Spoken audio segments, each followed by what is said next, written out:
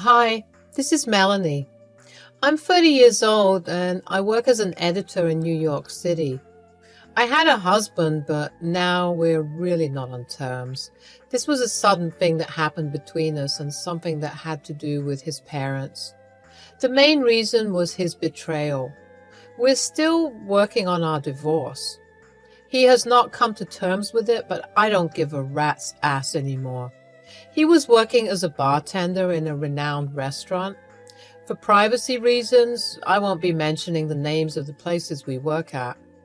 He was in his own lane and I was working as an intern at the time. So, feeling independent, I wanted to take my parents to a fancy restaurant, and this one was very near to where I lived.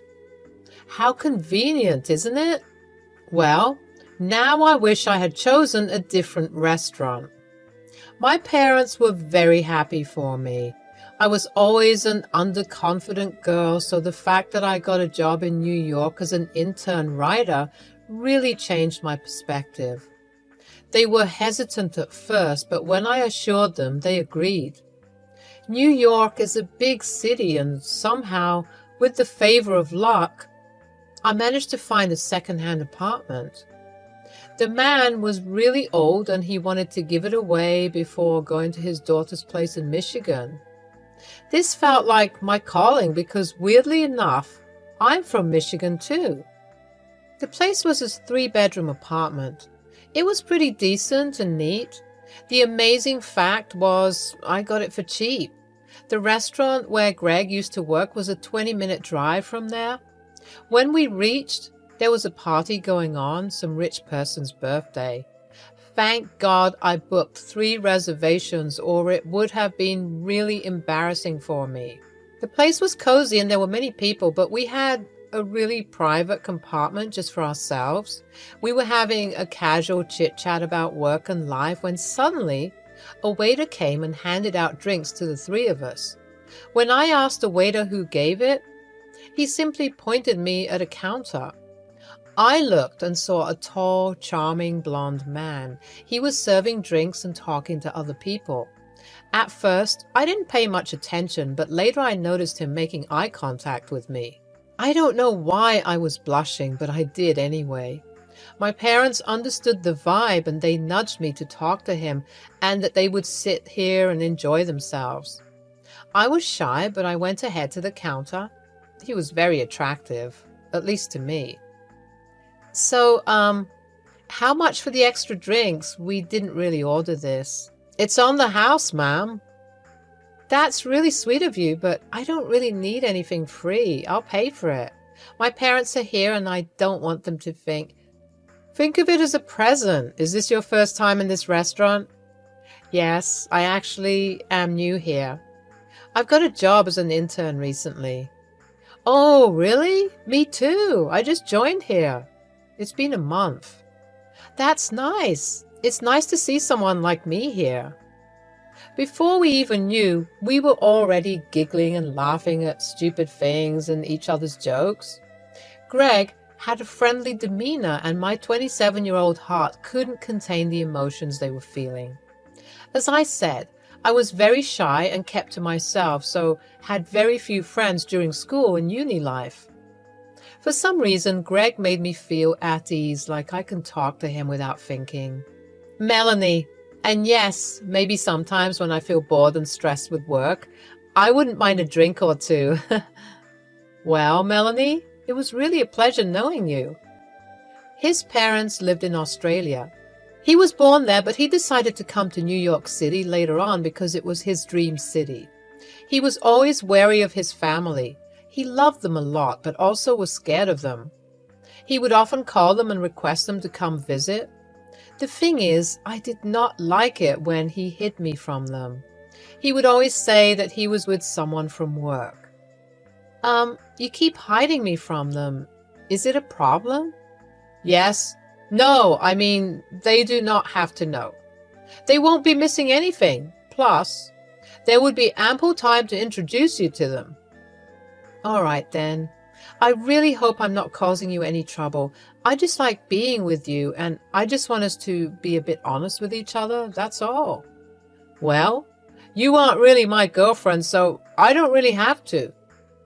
Besides, if things go well between us, I can think of making some amends. Right now, it's not my priority." Those words stung me like thorns on the rose. I mean, I know we weren't a thing at that time, but he gave me all those mixed signals that really confused me. Plus, I was so stupid and naive to think he could possibly love anyone. Then again, he would take me to nice places and show me around whatever he had explored when he came to this city. I was feeling very free and happy. The accomplishment felt well achieved. By the end of the fall, Greg started to go all romantic with me. It confused me even more. I mean, I liked him, but he never really showed any interest to begin with. He would call us partners in crime, and to be honest, I didn't know what to feel about that. Meanwhile, my work was well appreciated and I managed to get a raise. We celebrated the event by having a picnic in the nearby park. That's when I realized he was holding and intertwining my fingers. I felt a tad bit uncomfortable. I didn't like how he was toying with me. "So, Melanie?" "Yes?" "What do you think of us?" "What do you mean?" "You know what I mean." I feel nice around you, if that's what you want to know." "Just nice? Nothing more?" "I don't know what else to say, Greg. You said we were friends, and you are a good friend." "Friend, you say? Do you think friends like spending this much time together?" I had nothing to answer. Greg wanted me as his partner. It has been almost 1.5 years since we've known each other, and I'm getting old. I told Greg that I needed time. He'd said he'd wait, but not for long because he is too impatient. He moved in with me soon after, and it started to feel like the real deal. Even my mind started to feel conflicted the moment he drew the ring. I did say yes. It sounded as if those were the only words that wanted to come out. The proposal was grand and it made me feel really special. I was happy that it was Greg. I don't know if this was bad luck or a bad omen. Greg lost his job within 4 months of getting married. After the official business was done, Greg happily moved into my apartment. We took our time fixing the space so that we can make room for everything. My parents were happy, but also skeptical. I mean, why wouldn't they be? Greg was the kind of husband who would really love me, but not seem to acknowledge me in front of other people. There were times when we went to parties and he would let me go to hang out with his friends. He would not really introduce me until I made the move. He still wouldn't tell his parents. "So, babe, shouldn't we let your family know once?" Yes, in time. Not now. Why are you always in a hurry?" "Again? Why not? Jesus, Greg, this is too much, don't you think? What is wrong with us?" "Look, I have a lot of explanations to give and I need time. So don't meddle in things you don't understand." I didn't understand what the explanation was, but I was patient. The only thing that I wanted from him was to acknowledge me. He would go meet his boys every now and then, sometimes without informing me. I would receive his phone calls after he had reached there. This would continue for a while, when he suddenly lost his job. The reason he gave me was that he fought with his colleague and did some collateral damage. He told me that he would borrow my money for a while until he gets another job. I remember him crying in his bedroom like a little boy. I wonder what goes on in that head of his. "Well, don't worry about the money. Just let me at least know what's going on." "It's an emergency, and I promise I will make it up to you once I get the job, okay?" I tried to keep our house together, made some renovations and changes. My parents were also sending me money sometimes so that I could handle the household a bit more efficiently. I was happy to feel independent, but you see, sometimes money can get spent very quickly. I too need support, and as much as I love Greg, I wanted him to help me as soon as possible. One day, His words fell on me like explosives. Honey, I have something to tell you. My parents? What about it?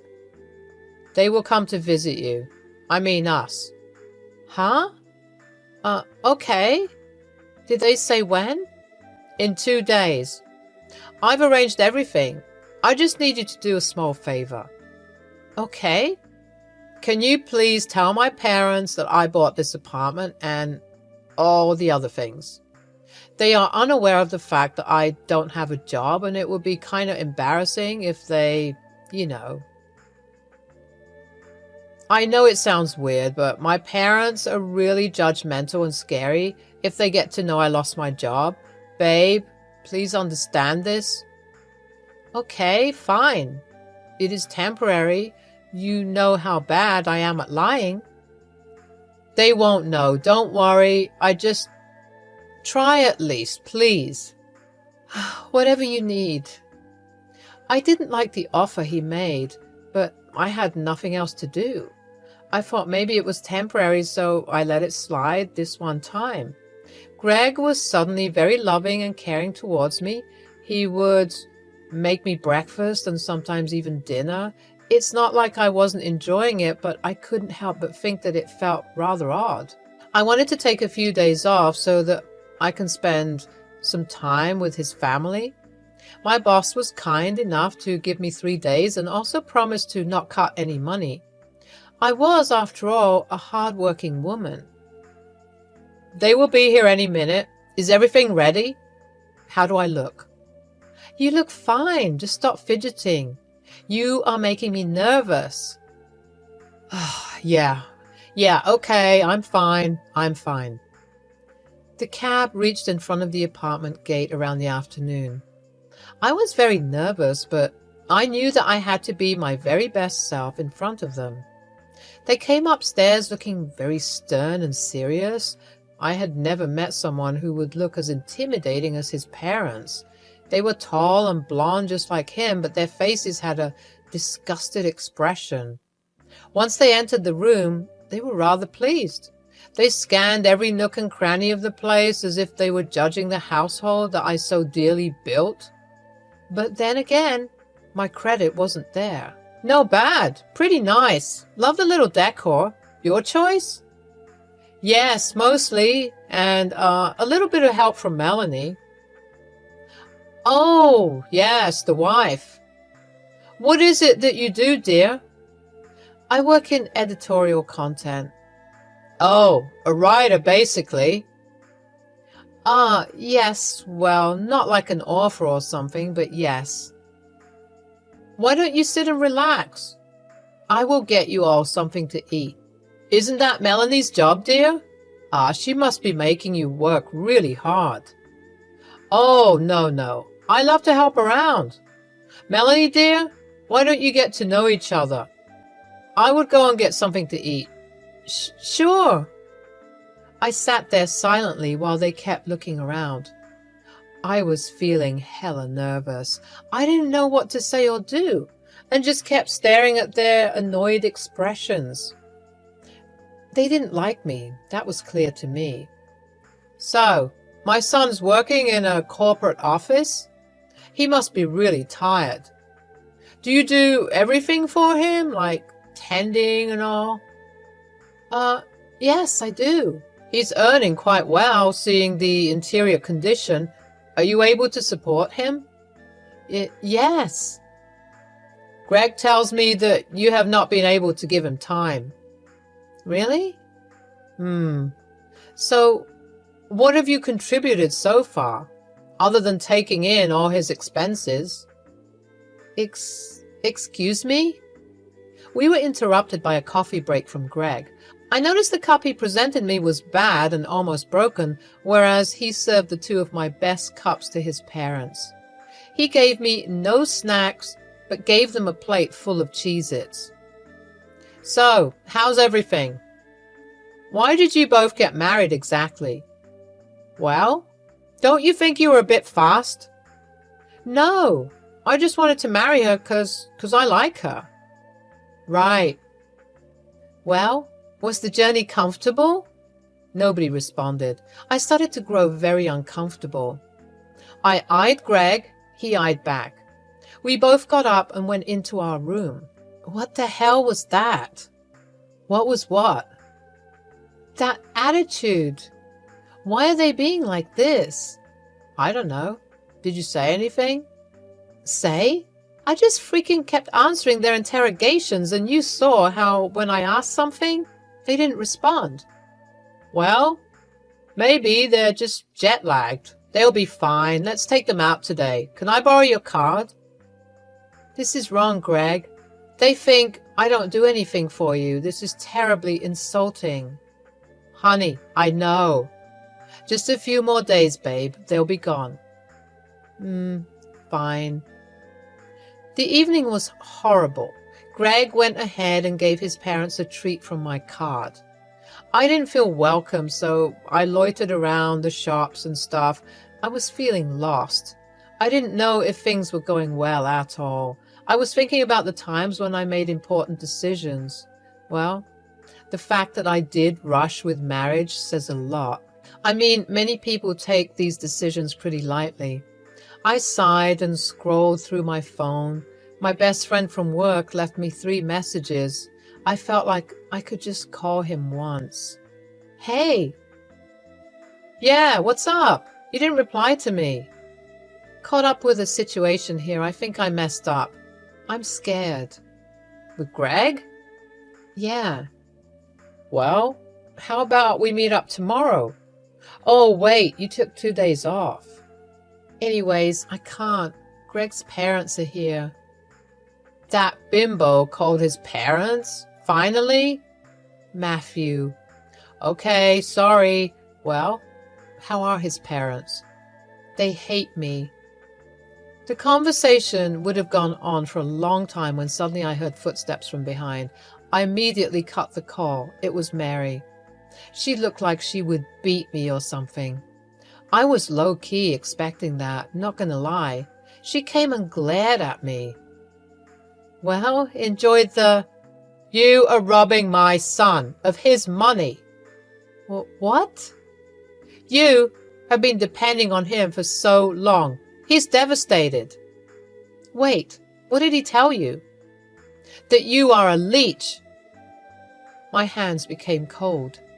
I was speechless. This wasn't happening to me. Greg told me to pretend, but we didn't talk about this type of pretense. I was the leech, the one who was holding him off for so long, who made the apartment worthwhile for living in, who took care of him. I heard you've been taking half the ownership of his. I will not let that happen. Give him full authority over this place. What? Authority? Half? I'm not really clear on what you are. You will not share this apartment with him. Gold digger. Seduce my boy for his money? I should have known from the start. Take your belongings and leave. We do not approve of this marriage. I looked behind her to see Greg and my father-in-law chatting and smiling at each other. Tears were filling my eyes. My anxiety rose to its peak. I could feel my throat drying up, but I knew I had to cover for Greg until I got the chance to speak to him. I smiled at him, and he didn't return it. We head back. I was really exhausted. I wanted to speak to him, but he was still talking to his parents. Once it ended, he came to the living room and switched on the TV. I sat beside him. So, can we leave the pretense? Just for a little while? Sure. I love you. Me too.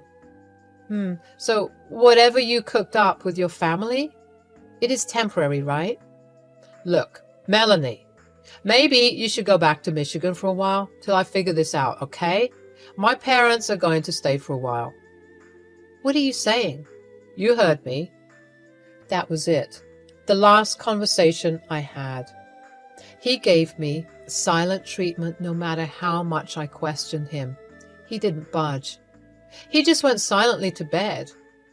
I was crying all night at Matthew's place. His wife was really sweet to give me a space to stay for the night. I was kicked out of my own house. Matthew was dumbfounded by the situation. You do know that you still have the power to destroy his life, right? He's still jobless, using your card. Yes. Look, give him the ownership of the apartment. After all, he won't be able to pay the bills. The debt will kill him. But what if he refuses to take the offer? He is so dumb. He will. He thinks he can get away with it. What about our marriage? Are you kidding me? You still want to stay with that turd after all this? Please, you deserve better.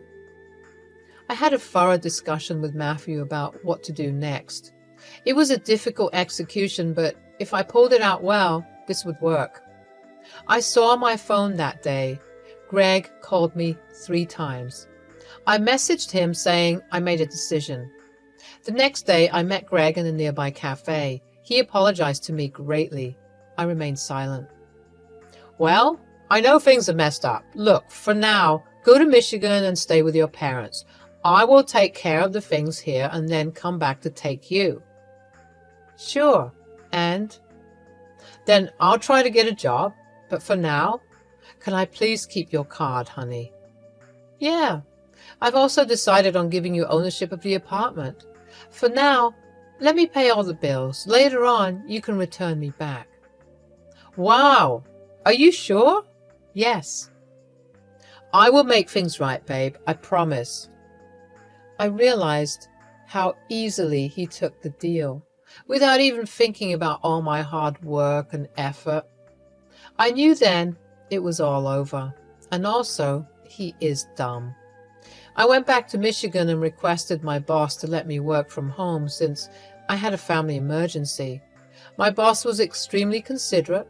I cried a lot at my parents' house. I told them everything and they were furious, but they didn't scold me. I learned a valuable lesson. Now it was time to take action. I blocked my card, which was being used by Greg.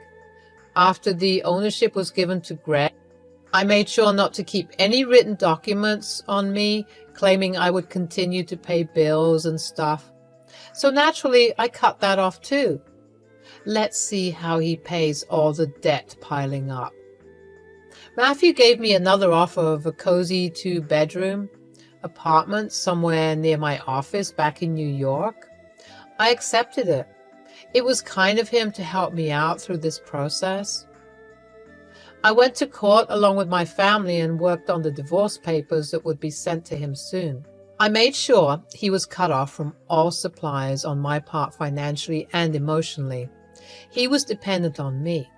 He thought he would lie and keep me away from everyone and would also use me for his own benefit. Now, that's not going to happen anymore. Enough. After a month, I received an unknown call. I picked it up and surprisingly, it was Mary, Greg's mother. She was frantically crying and apologizing. Is this Melanie? Dear, it's me, Greg's. Oh, yes. How can I help? I'm really sorry. My son made a small mistake and now he's in deep trouble. Oh, really? What kind of trouble? His card was declined and he's received a warning letter for not being able to pay water and electricity bills. But he has a job. He can do it. No, dear. Look, I understand. We made a mess. He didn't mean it. Please, give us a bit of money, just enough for us to get plane tickets. Oh, really? Now? Sorry, no. I'm going to send something else, though, later on. What? Divorce papers. I hung up. It was hilarious how Greg didn't even have money to pay for his parents' flight tickets to get back. Of course, he couldn't. He was probably planning to bring his parents here permanently since he had to pay for his parents' bills back in Australia. I became his source of money.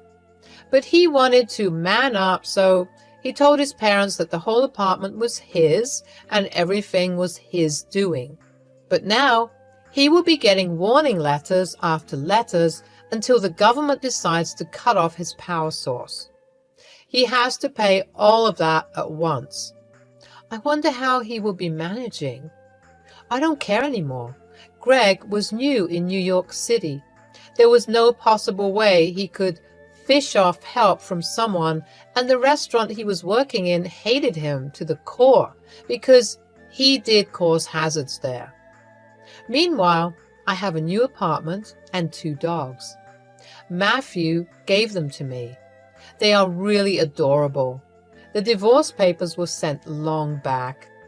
I know it would take time because Greg calls me every night to help him and apologizes, but I don't listen. I mostly cut the call on him. Recently, I got promoted as an editor, and now I feel like I am finally settled.